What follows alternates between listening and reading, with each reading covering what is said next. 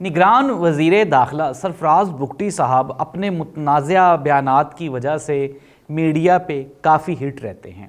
अभी उन्होंने इमरान खान साहब के बारे में कहा कि इमरान खान को जेल में ऐसी फैसिलिटीज़ प्रोवाइड की जा रही हैं जिसका तसव्वुर आम पाकिस्तानी अपनी ज़िंदगी में भी नहीं कर सकता।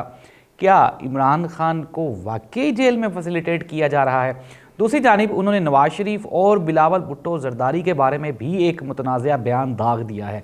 ये बयान क्या है और इसका आने वाले इलेक्शन पे क्या असर होने जा रहा है? और तो और निगरान वज़ीर दाखिला अदालतों को ही पड़ गए हैं।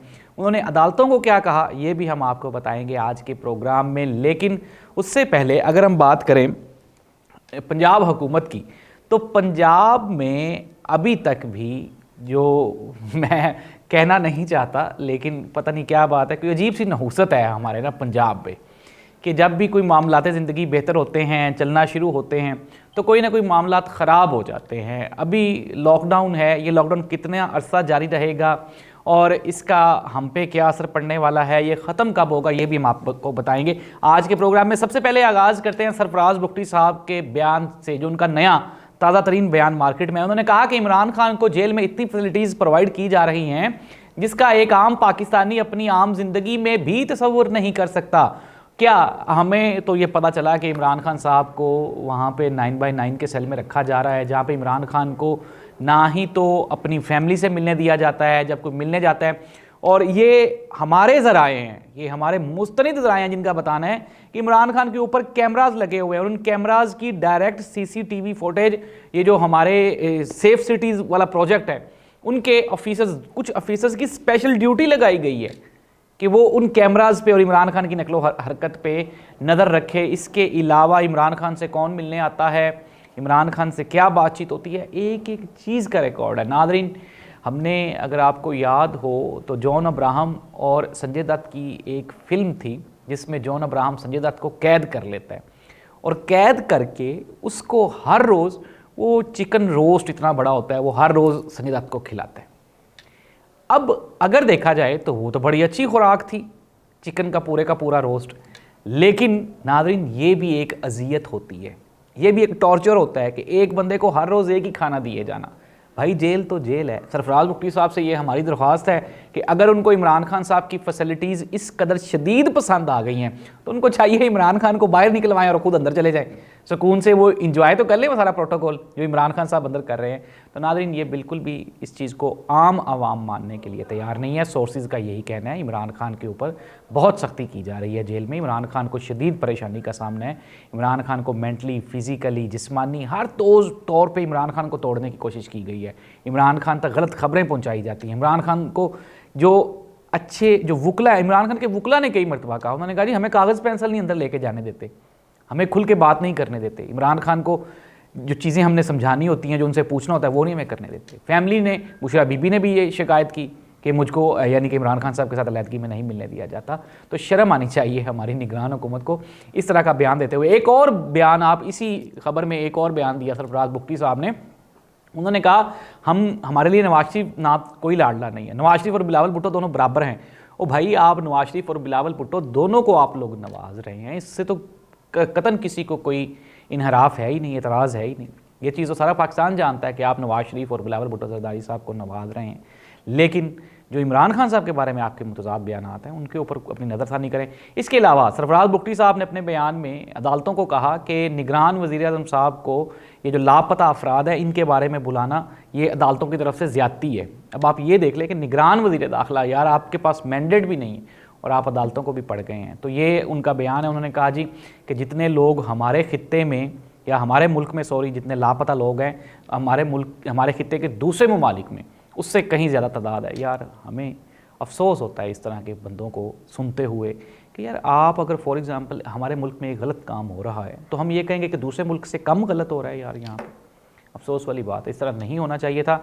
तो इस तरह से निगरान हुकूमत के जो अज़ाइम हैं मियां मोहम्मद नवाज शरीफ साहब और बिलावल भुट्टो जरदारी साहब के बारे में, वो सबके सामने आया है कि उनको प्रोटोकॉल दिया जा रहा है, उनको सियासत करने का, उनको अपनी कैंपेन करने का, उनको जो उनकी कभी भी ना हासिल होने वाली शोहरत है उसको हासिल करने की उनको स्पेस दी जा रही है। लेकिन इमरान खान को दूसरी तरफ इंतकाम का निशाना बनाया जा रहा है। बहावलपुर से कुछ लोगों ने पीटीआई ज्वाइन की थी और गुज़श्ता ये पंजाब पुलिस की जानिब से क्रैकडाउन, और वो लोग पकड़े गए और अभी तक उनका कोई पता नहीं चल रहा। वो दोबारा फिर आके प्रेस कॉन्फ्रेंस करेंगे कि जी वो तो हमने इस्लामाबाद में गलत प्रेस कॉन्फ्रेंस कर दी थी, गलत फहमी हो गई थी। तो ये बिल्कुल भी कोई अच्छी बात नहीं है। ज़ाहिर सी बात आपके सामने है नाज़रीन, ये निगरान हुकूमत की ये पॉलिसीज़ हैं। मोहन सलाई ने एक बड़ा डराने वाला, बड़ा खौफनाक एक ट्वीट किया मोहसिन नकवी साहब के बारे में। मोहसिन नकवी साहब उस दिन शायद बायोमेट्रिक नादरा में कोई वो इनाग्रेशन करने गए, इफ्तिताह करने गए, तो मोहन सलाई ने मोहसिन नकवी के बारे में कहा ये जो बायोमेट्रिक कर रहा है इसी की वजह से, इन्हीं के निशानात की बिना पर मोहसिन नकवी जब हुकूमत ख़त्म हो जाएगी, हमारी गवर्नमेंट आएगी तो ये गिरफ़्तार होगा।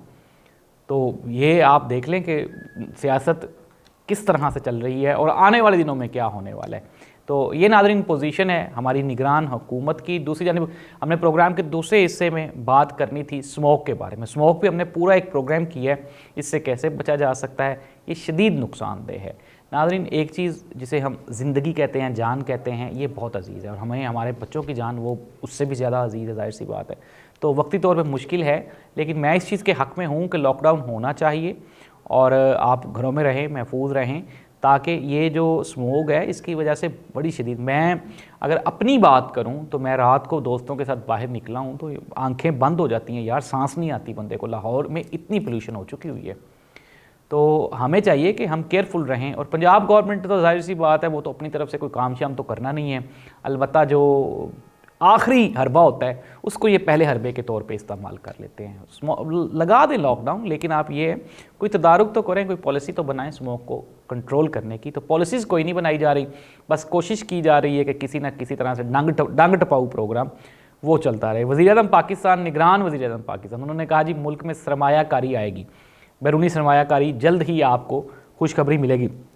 एक तरफ तो ये मौसूफ फरमाते हैं कि पाकिस्तानी मुल्क छोड़ के जा रहे हैं, चले जाएं, ओवरसीज़ पाकिस्तानियों के बारे में पता नहीं क्या ऑल फॉल बयान देते रहते हैं, और फिर ये कहते हैं कि ओवरसीज़ पाकिस्तानी या बाहर से इन्वेस्टमेंट आएगी पाकिस्तान में। तो ये बिल्कुल ऐसे ही है, वो कहते हैं ना कि अंधे का ख्वाब, और इस तरह से।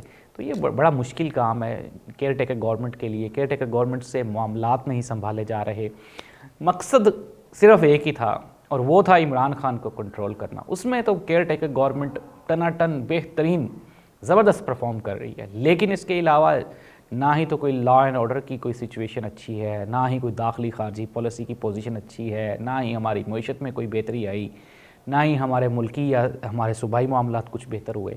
तो केयर टेकर गवर्नमेंट्स ने सिर्फ एक काम बेहतरीन किया है और वो है पीटीआई को कंट्रोल करने का, और पूरी की पूरी फोर्स लगा के, पूरी की पूरी पुलिस लगा के, पूरी की पूरी एनर्जी लगा के पाकिस्तान तहरीक इंसाफ को कंट्रोल करने की, फिक्स करने की कोशिश की जा रही है।